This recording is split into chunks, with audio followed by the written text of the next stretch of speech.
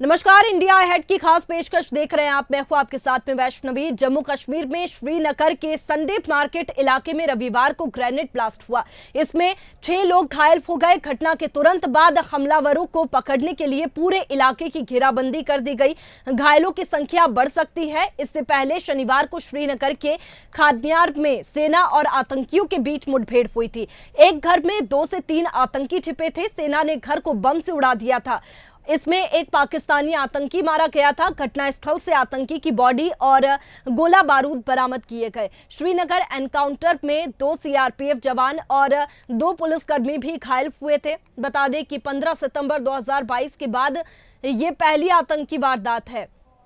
तब एनकाउंटर में 2 आतंकी मारे गए थे। वहीं अनंतनाग में शनिवार को सुरक्षा बलों ने एनकाउंटर में 2 आतंकियों को भी ढेर किया था। एक की पहचान जाहिद राशिद के रूप में हुई है और वहीं दूसरा अरबाज अहमद मीर था।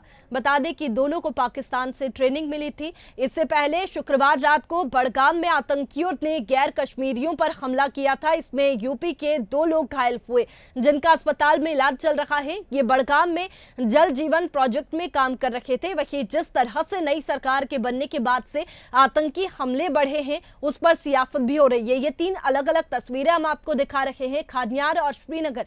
पहली ये तस्वीर है और दूसरी तस्वीर बांदीपोरा की है और तीसरी बड़गाम की, जहां पर आतंकी हमले हुए।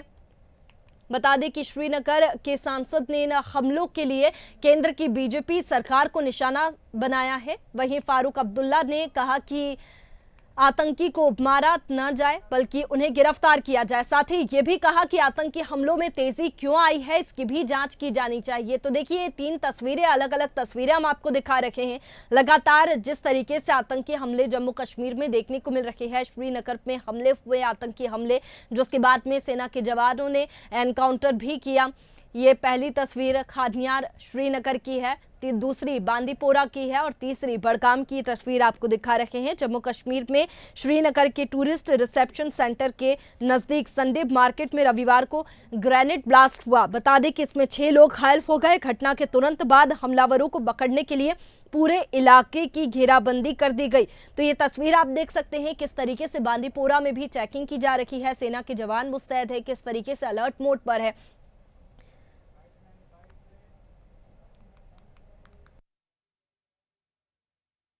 मैं इस बात में ये कहूँगा कि इस पर तहकीकात होनी चाहिए। हो कैसे रहा है, इसके बजाय कि इनको मारें, इनको पकड़ना चाहिए और पकड़ के हमें मालूम करना चाहिए कौन इनके पीछे। कोई ऐसी एजेंसी तो पीछे नहीं है जो उमर अब्दुल्ला को डिस्टेबलाइज करना चाहती है। फारूक अब्दुल्ला साहब ने जो कहा है, मुझे लगता है कि यह इस बात का प्रमाण है कि अब उनको सत्ता में आके यह एहसास हो रहा है कि राष्ट्र विरोधी शक्तियों को किस गंभीरता और किस दृढ़ता के साथ डील करना चाहिए। यानी बहुत साफ है कि सत्ता के बाहर रह के बयान देना, उनके कई बयान बहुत आलोचना योग्य, गैर जिम्मेदाराना और राष्ट्र हित के विरुद्ध थे। मुझे लगता है अब पावर में आने के बाद उन्हें हो सकता है इस बात का एहसास हो रहा हो। तो ये उनके बदलते हुए नजरिए का प्रतीक है कि देश विरोधी शक्तियां किस प्रकार से काम कर रही हैं। तो मैं यह भी अपेक्षा करूंगा कि अब उमर अब्दुल्ला की सरकार उसी दृढ़ता के साथ उन विदेशी शक्तियों को जो भारत और कश्मीर के विरुद्ध षड्यंत्र करना चाहती हैं, उनका दमन करने में, उनका शमन करने में मोदी सरकार का सहयोग करेगी।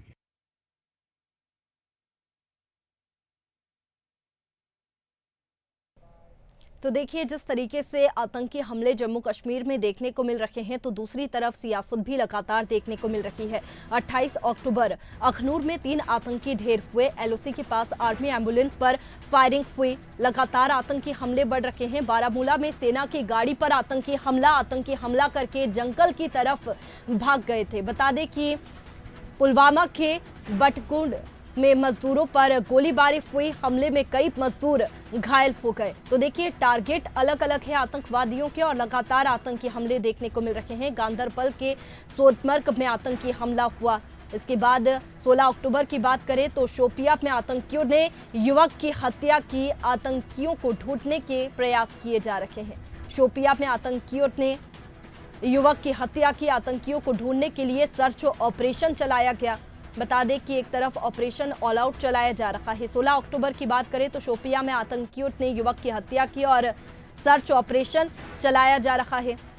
बता दें कि लगातार जिस तरीके से आतंकी हमले हो रहे हैं, एक तरफ केंद्रीय एजेंसियों की ओर से लगातार ऑपरेशन ऑल आउट चलाया जा रहा है और आतंकीवादियों के खात्मे की बात लगातार कही जा रही है। दूसरी तरफ सेना को इस ऑपरेशन के जरिए सफलता भी मिलती हुई नजर आ रही है। लेकिन उमर अब्दुल्ला, जो कि हाल ही में जम्मू कश्मीर में सीएम बने हैं, और ऐसे में फारूक अब्दुल्ला की बात करें जो उनके पिता है, इसके साथ ही नेशनल कॉन्फ्रेंस अध्यक्ष भी है, वो लगातार तमाम आरोप केंद्रीय एजेंसियों पर लगाते हुए नजर आ रहे हैं। जिस तरीके से बात की जाए तो आतंकी हमले जम्मू कश्मीर में देखने को मिले हैं।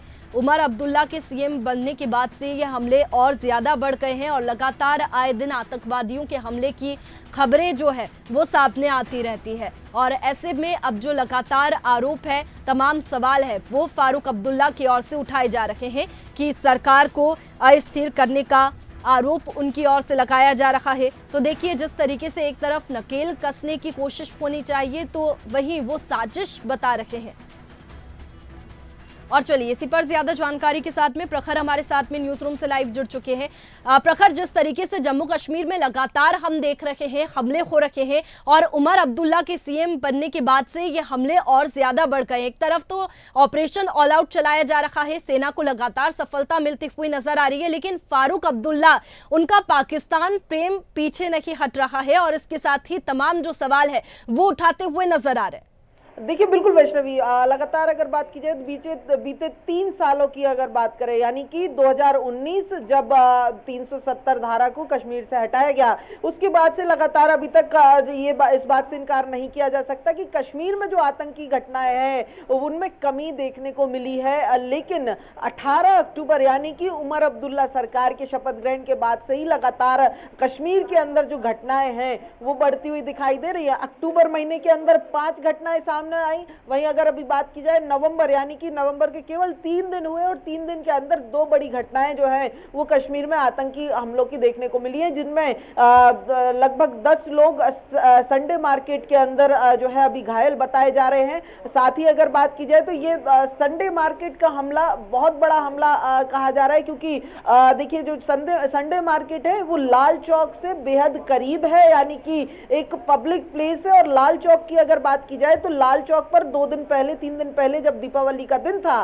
तो शाम को दीपक जलाए गए, पटाखे फोड़े गए, बेहद शांतिपूर्ण ढंग से वो पूरा दीपावली का जो पूरा है कार्यक्रम है वो देखने को मिला। लेकिन 2 दिन बाद लगातार अब वहां पर भी आतंकी हमले जो है वो तेज होते हुए दिखाई दे रहे हैं, जिसके बाद जो सवाल है वो सीधे तौर पर सुरक्षा एजेंसियों पर खड़े होते दिखाई दे रहे हैं। खासतौर पर फारूक अब्दुल्ला की अगर बात की जाए तो जिस तरीके से उनका बयान सामने आया है, सीधे तौर पर पाकिस्तान प्रेम कहा जाए या फिर केंद्रीय एजेंसियों पर निशाना या फिर केंद्र सरकार पर निशाना जो है वो साधते हुए फारूक अब्दुल्ला नजर आए, क्योंकि सीधे तौर पर तो उन्होंने नहीं कहा, लेकिन जिस तरीके से उनका बयान है ये साफ है कि उन्होंने यही साफ कह दिया है कि केंद्र सरकार के इशारे पर कश्मीर की सरकार को अस्थिर कराने के लिए ये हमले कराए जा रहे हैं। बहरहाल अगर फारूक अब्दुल्ला की बात की जाए तो फारूक अब्दुल्ला की राजनीति कुछ इसी प्रकार की रही है। बीते सालों में भी उनके जो पॉलिटिकल करियर है उसमें भी जब अलग अलग बयानों को देखे, कुछ इसी तरीके के उनके बयान भी रहे हैं, कुछ इसी तरीके से वो उनकी सियासत भी रही है। तो खैर अगर फारूक अब्दुल्ला के इतर अगर बात की जाए तो सेना और केंद्रीय एजेंसियों की तरफ से जो पैटर्न देखा जा रहा है आतंकी हमलों के बीच में, वो कहीं ना कहीं बदला हुआ दिखाई दे रहा है। और यही कारण है कि जो ऑपरेशन ऑल आउट पिछले 3 सालों में कहीं ना कहीं एक सफल ऑपरेशन रहा, जो एक काफी हद तक आतंकी घटनाओं को दबाने में कामयाब जो ऑपरेशन रहा, उसके बावजूद ये घटनाएं बढ़ रही है। देखिए अगर बात की जाए तो पैटर्न जो है वो इस समय आतंकियों ने बदला है। कहीं जो पहले आउटस्कर्ट एरियाज में जो आतंकी हमले हुआ करते थे वो अब शहरों की तरफ, आबादी वाले इलाकों की तरफ शिफ्ट हुआ है। चाहे वो हम श्रीनगर के जो संडे मार्केट के हमले की अगर बात करें तो ये पब्लिक प्लेस था, यहाँ से सीधे साफ मैसेज देने की कोशिश की गई थी, जो मैंने पहले भी जिक्र किया था कि 31 तारीख को जो दीपावली का सेलिब्रेशन हुआ और उसके ठीक 3 दिन बाद ये हमला करना एक पैटर्न बदलते हुए ये साफ आतंकियों का संदेश था। ये जो हमले हैं वो रुके नहीं है, दहशतगर्दी का आलम जो है वो रुका नहीं है, कुछ यही जो है मैसेज देने की कोशिश थी, अपना जो आतंक का साया है वो दिखाने की यहाँ पर कोशिश थी। क्योंकि लाल चौक की अगर बात करें लगातार, चाहे वो टूरिस्ट स्पॉट की तरह से अगर बात करें तो भी बहुत अहम स्पॉट है श्रीनगर का।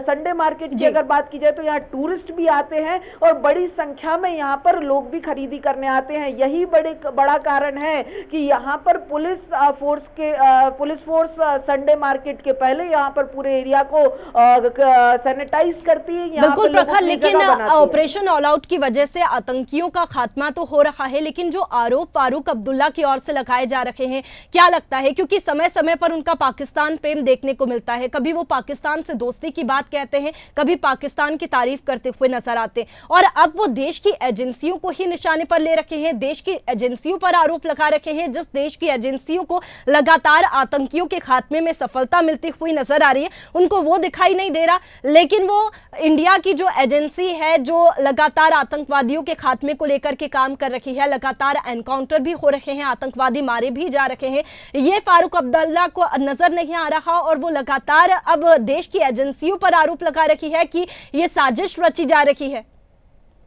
वैष्णवी, लगातार ये आरोप उनके फारूक अब्दुल्ला के द्वारा लगाया जा रहा है, खासतौर पर खनियार में जो एनकाउंटर सेना और आतंकियों के बीच हुआ, जहां पर आतंकियों का एक टॉप कमांडर जो है वो ढेर कर दिया गया सेना के ऑपरेशन के अंदर। उसके बाद ये खासतौर पर ये बड़ा बयान सामने आया है। हालांकि लगातार जो मैं पहले भी जिक्र कर रहा था कि फारूक अब्दुल्ला की पॉलिटिक्स कुछ इसी तरीके से रही है। अब ये तो वो ज्यादा अच्छे से बता सकते हैं कि ये पाकिस्तान प्रेम है या फिर वोट बैंक को साधने की कोशिश है। क्योंकि देखिए, जो आतंकी घटनाएं बीते कुछ दिनों में, बीते कुछ महीनों में जो हुई हैं, खासतौर पर वैली के अंदर, उसमें अगर बात की जाए तो कौन सा निशाने पर है, अगर वो देखेंगे तो कहीं ना कहीं फारूक अब्दुल्ला के इस बयान को भी डिकोड किया जा सकेगा।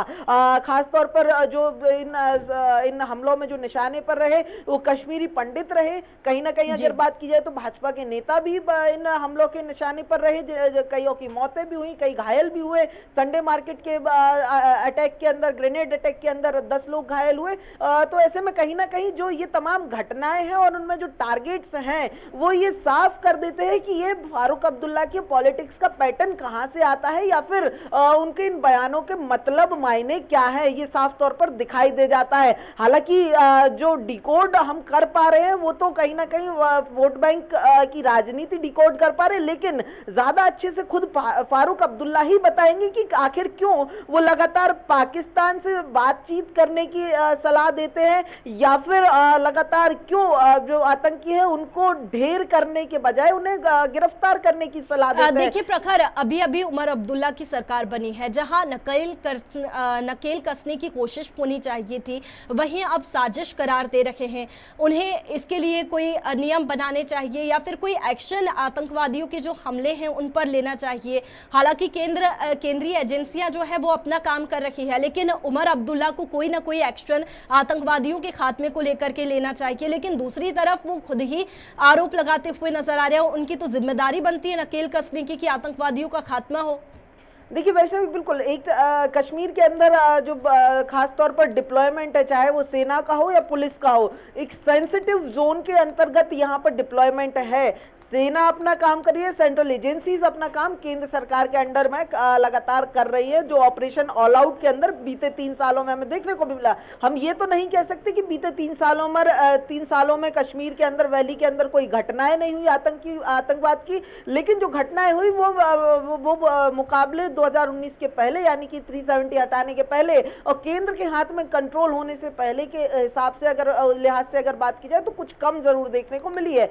अब रही बात कश्मीर की, कश्मीर सरकार की या फिर लोकल जो वहां पर सुरक्षा बल है उनके डिप्लॉयमेंट की भी अगर बात की जाए तो विशेष डिप्लॉयमेंट कश्मीर के अंदर है। ऐसे में कहीं ना कहीं जो राज्य सरकार है उसको भी अपनी तरफ से डिप्लॉयमेंट के साथ साथ कॉर्डन ऑफ के साथ ही अगर बात की जाए तो कई अलग अलग तरीके की गश्त जो है वो यहाँ पर शुरू करनी चाहिए थी। लेकिन कहीं ना कहीं अगर बात की जाए तो जिस तरीके से ये सरकार, केंद्र सरकार और राज्य सरकार के बीच में समन्वय की कमी जो है वो इन हमलों के बीच में साफ तौर पर देखी जा सकती है इन फैसलों को लेकर। बिल्कुल, जो आरोप यहाँ पर फारूक अब्दुल्ला ने लगाए हैं, जो सवाल उठाए गए हैं उनकी ओर से, उसके बाद में लगातार सियासत देखने को मिल रही है और तमाम जो आरोप प्रत्यारोप का दौर है वो शुरू हो चुका है। प्रखर, बहुत शुक्रिया आपका हमारे साथ में जुड़ने के लिए, तमाम जानकारी के लिए। तो देखिए, जिस तरीके से जम्मू कश्मीर में आतंकी हमले बढ़ रहे हैं उसके बाद से लगातार सियासत भी देखने को मिल रही है। दूसरी तरफ ऑपरेशन ऑल आउट चलाया जा रहा है, आतंकवादियों के खात्मे की बात की जा रही है, वहीं सेना को सफलता भी मिलती हुई नजर आ रही है। आतंकवादियों से मुठभेड़ हुई, मुठभेड़ में आतंकवादियों का खात्मा भी हुआ, कई आतंकी भी मारे गए। ऐसी सफलता लगातार समय समय पर यहाँ पर सेना को, केंद्रीय एजेंसियों को मिलती हुई नजर आ रही है। लेकिन उसके बाद में भी फारूक अब्दुल्ला का जो बयान आया है उसके बाद में लगातार अब आरोप लगाए जा रहे हैं, तमाम जो सवाल है वो उठाए जा रहे हैं।